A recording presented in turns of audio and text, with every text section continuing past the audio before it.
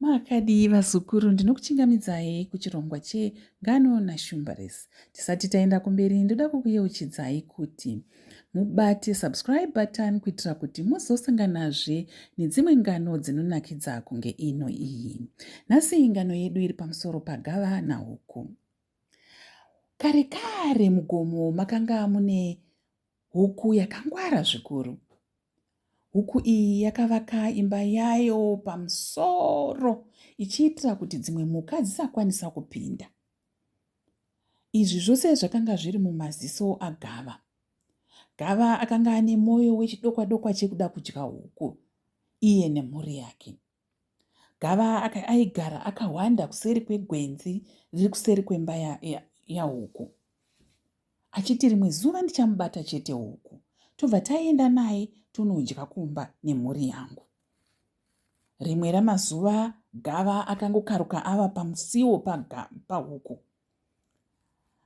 Ndokuda kubata huku akabhururuka zvikuru nesimba rake rose achienda mudenga. Gava haana kukwanisa kubata huku, asi mwoyo wake wakatsamwa nekushungurudzika kuti zvino ini nemhuri yangu tichazodya huku rini. Rava rechimangwana, huku akakangamwa kusiyaisa svumbunuro pamukova wake. Gava ndokunanaira ndokupinda mumba mahuku akamumirira. Ava kudzoka kuhuni, huku akawana mumba make makagara Gava. Gava parakada kunomubata akati, zvino ndakuita zvandinogona. Huku akabhururuka ndokubvisa mamwe makushe mazhinji akaenda kumeso kwaGava. Gava rakatadza kuona zvaiitika. Huku ndokubhururuka achibuda napafafitera. Izvi zvakashungurudza Gava. Akaenda zvake, mwoyo wake wakatsamwa. Rava rechimangwana, Gava akaramba achishungurudzika kuti ndomubata seiko huku. Akatenderera ndokuzvitarisa. Ndokunyatsofunga zvekuita nemuswe wake. Akazviudza kuti ini Gava muswe wangu wakakura. Ndoda kushandisa muswe wekuti ndibate huku. Akaenda pamukova pahuku mangwana rechimangwana. Ndokuenda ndokuona huku achibuda kuenda kunotsvaga huni. Akabva amuedza kumubata. Huku akada kutiza. Gava akatenderera achitenderedza zimuswe rake riya achiti wiriri wiriri wiriri wiriri, zimuswe riya richitenderera richisumuka richitenderera, rakabva ragadzira imwe mhepo isina kunzwisisika. Huku vangu vakabva vapera simba ndokubatwa naGava. Achingonomubata chete akabva amuisa musaga.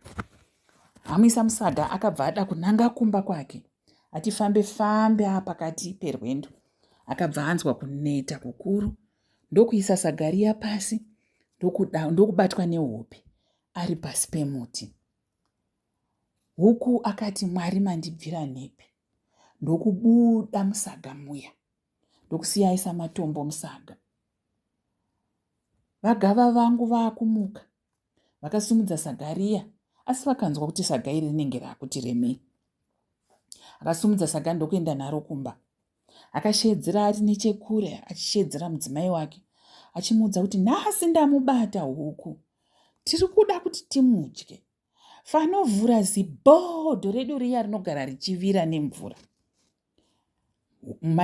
Mai Gava vakafara zvikuru ndokuvhura zibhodho rakanga rine mvura yaifashaira.